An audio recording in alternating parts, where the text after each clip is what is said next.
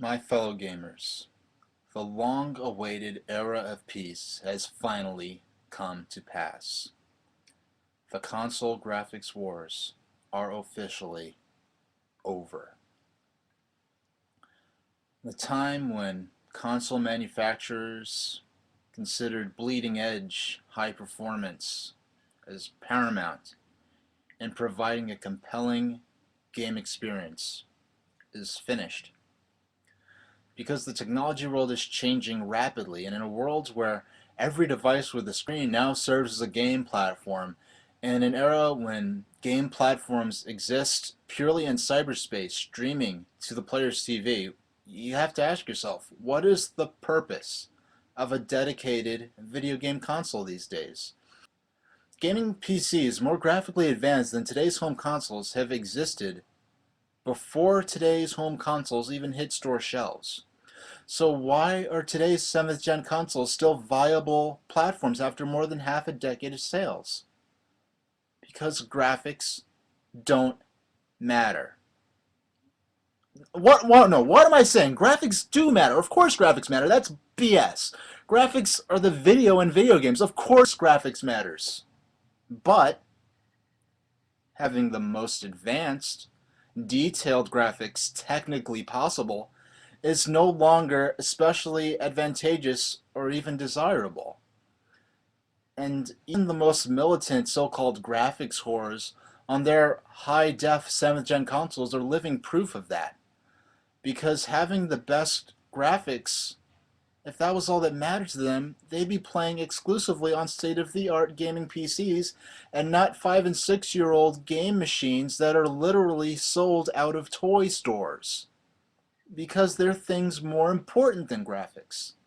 What are these? Things like cost, ease of use, game selection.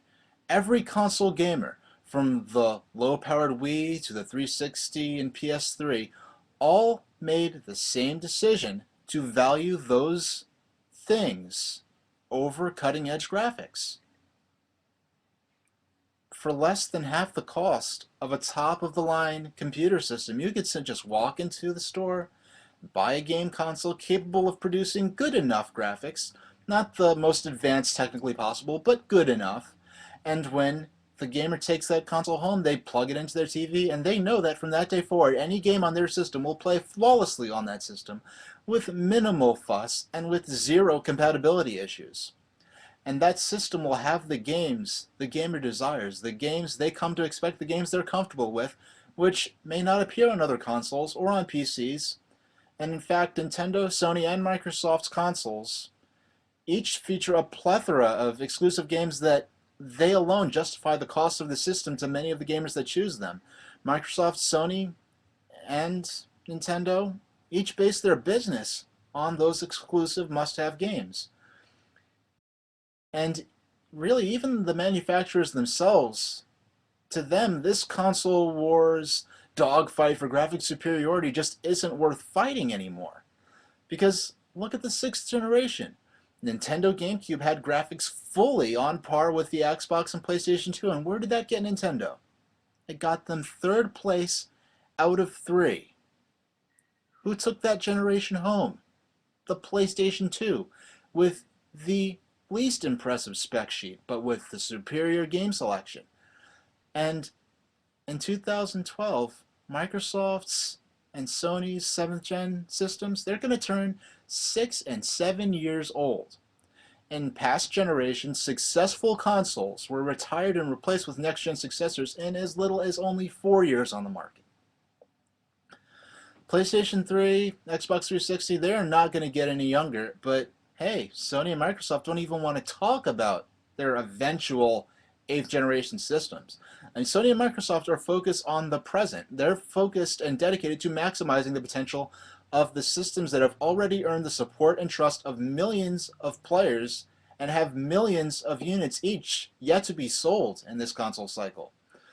So even as the hardcore gamers get antsy and eager for a PlayStation 4 or an Xbox 720 with better graphics and more horsepower, the manufacturers themselves are really, they're begging the public to keep their attention on the consoles already in their homes, because at this point, At this point in the game, the costs and the risks of launching and marketing a new console just to ramp up the graphics and the graphics that the gamers themselves have already decided are at least good enough.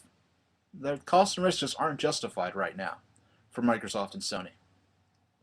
And the only 8th generation home console currently on the horizon, Nintendo's Wii U, while being the most powerful HD console yet to be announced, it really shocked a lot of gamers by demonstrating what could only be called a conservative advance in graphic horsepower over the 7th gen HD consoles in terms of its spec sheet alone.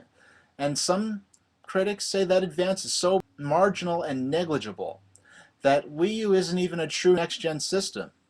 But the developers, the ones who know Wii U inside and out, both within Nintendo and amongst the third parties, are regarding Wii U as true next generation, whether the critics like it or not.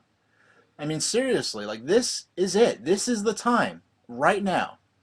All Sony and Microsoft have to do is announce 8th gen systems with specs to blow Wii U out the water. Just say it exists. Proudly proclaim to the world that it's out there and to wait for it. And they could totally pull the rug out from under Nintendo before Wii U even gets out the gate. So if Microsoft and Sony really wanted to steal Wii U's spotlight with their insanely powerful 8th gen super systems, now is the time for them to make their move. But they aren't. Where are they? Because Sony and Microsoft appear completely serious about fully playing out their hand with their 7th generation systems for years to come. And they're refusing to even discuss their successors until the time is right for them, and they're drawing attention to new technology being deployed on their 7th generation 360 and PS3. The sort of stuff like the sort of technology that doesn't enhance games by adding horsepower or improving the graphics, but transforms games in terms of novel input and output interfaces. So yeah, from my point of view, the graphics wars are definitely over and done with. And of course, there are going to be a handful of bitter fanboy partisans out there that are just going to keep waging the same empty battles on the forums and the blogs and on YouTube, but really, they're waging those battles long after the generals at the helm of the three console armies have declared a truce, and they're instead devoting their valuable resources not to better graphics, but to furthering the experience. That's my take on the graphics wars. Thank you very much for watching.